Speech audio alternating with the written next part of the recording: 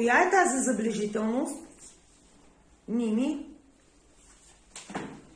Това е Бургаският мост, който днес е любимо място за разходки на бургазлии и гостици на града.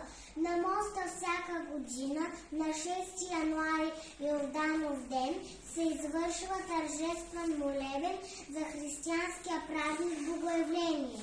Браво! Коя е тази забележителност? Софи?